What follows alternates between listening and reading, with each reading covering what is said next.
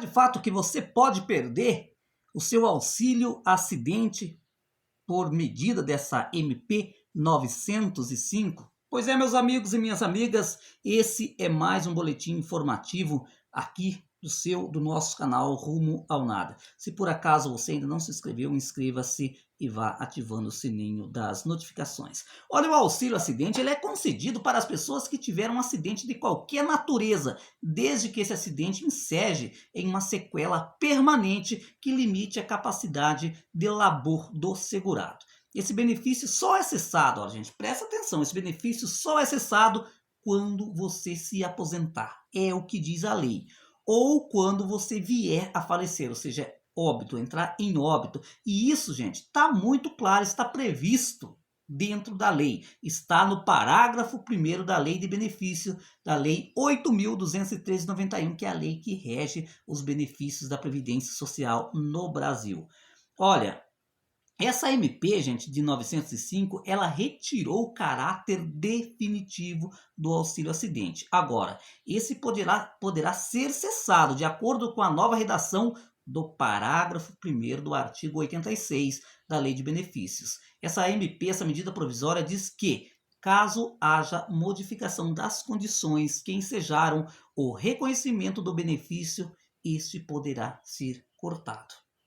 Né? Ou seja, fica muito claro e evidente que para o governo saber, para o INSS saber se de fato você ainda continua com aquela sequela, é só via perícia médica mesmo, né?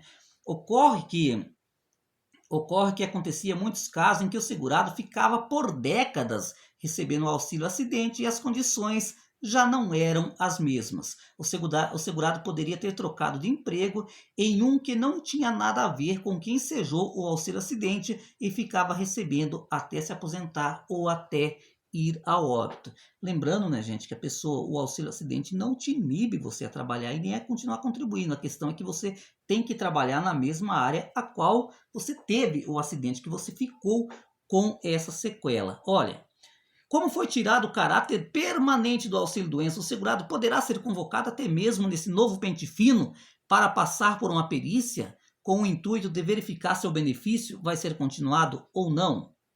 Né? É uma pergunta.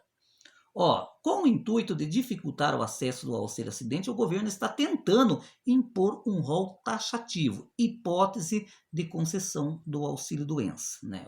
Olha aqui até onde que nós vamos chegar. Em poucas palavras, o governo quer detalhar todas as sequelas que podem ocorrer no acidente de trabalho, que gere a redução de capacidade laboral do segurado. Ele quer ter uma lista dessas incapacidades para ver, né, gente, o que se enquadra no auxílio do acidente e o que não se enquadra, né? É muito complicado, gente, que situação.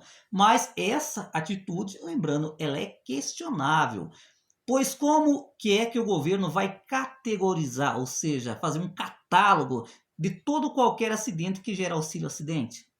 Ou seja, de qualquer catalogar nessas sequelas que pode gerar um auxílio acidente para sempre, né? Isso claramente vai de encontro com o artigo 86 da Lei de Benefícios, que fala que terá direito a esse benefício quem sofrer acidente de trabalho, mas somente se esse acidente estiver categorizado no rol taxativo no parágrafo 6º.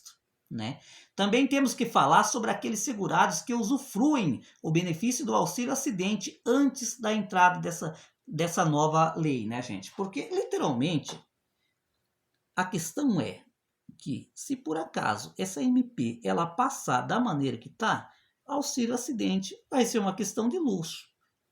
Uma hora ou outra alguém vai conseguir. A grande maioria que vai tentar um auxílio acidente vai pegar um auxílio doença normal, aí pronto.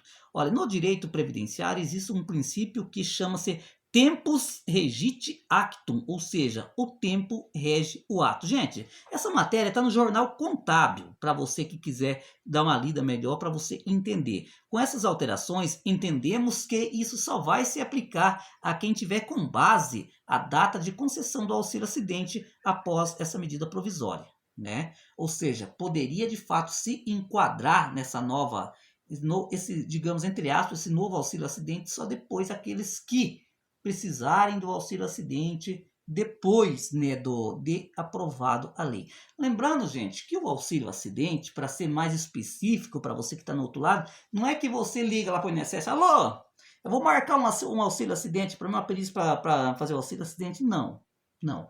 É no ato da perícia médica, o perito ele vai ver, vai designar qual é o benefício que faz mais jus à sua sequela, ao seu problema de saúde. Se cabe a você um auxílio acidente, porque digamos que você perdeu um dedo, né? Digamos que você é um músico contribuinte ao INSS, de repente você perde esse dedo aqui.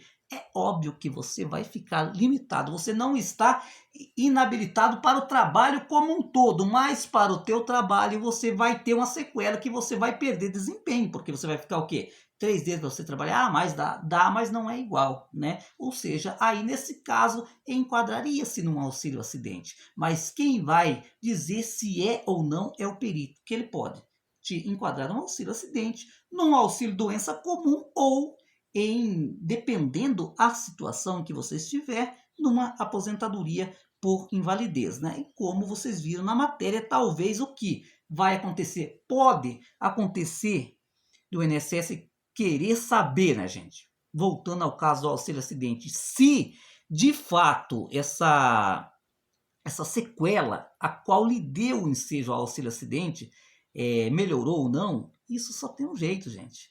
Isso é óbvio, é com perícia médica. E aí o Senado e a Câmara vão deixar o INSS fazer isso? É questão que nós devemos ficar atento e ficar prestando atenção de agora para frente. Eu até conversava com um amigo meu, né, que ele recebe o auxílio acidente. E ele falou, rapaz, eu tô com medo. Eu tô com medo porque esse governo não tá para brinquedo. Esse governo, ele tá com a intenção de enxugar a máquina. Vai procurar pelo na cabeça de careca, cabelo na cabeça de careca, vai ficar o tempo todo atrás de alguma coisa, né? E ainda ele frisou assim, agora correr atrás dos grandes devedores, isso não. E talvez, gente, porque é como muitas pessoas até falam, comentam, né? Porque o auxílio doença, porque o auxílio acidente, porque nunca é convocado para a perícia médica, muitas pessoas de fato ele restabelece a sua capacidade laboral, ou seja, essa sequela que deu ensejo ao benefício, muitas vezes, em não raras exceções, ela acaba melhorando, mas só que isso não é problema do segurado. A Lei 8.213 ela deixa claro, a pessoa só perde o benefício a partir do momento que ela se aposenta.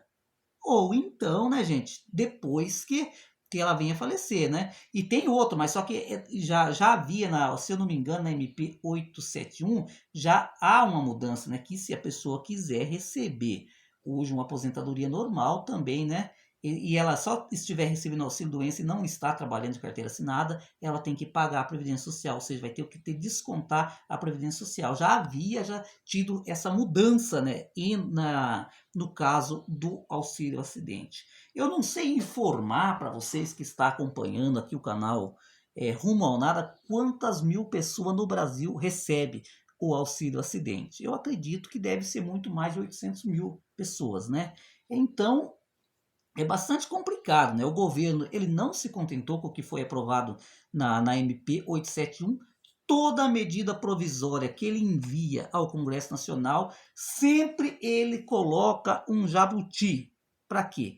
Para que endureça um pouquinho mais as regras previdenciárias. Inclusive nessa MP 905, né, se eu não me engano, é aquela, né, que muitas pessoas vê como o ápice. Não, é a melhor coisa que o governo está fazendo quanto ao pessoal que recebe BPC, vai inseri-los no mercado de trabalho, mas já por outro lado diz, empresa que tem aquela cota, né, para contratação de pessoa com deficiente, não, se não tiver gente para repor aquelas vagas ali, é só a empresa pagar 2 salários por cota, pronto, está resolvido, o governo vai encher as bufas de dinheiro e tá tudo certo, gente, é bastante curioso.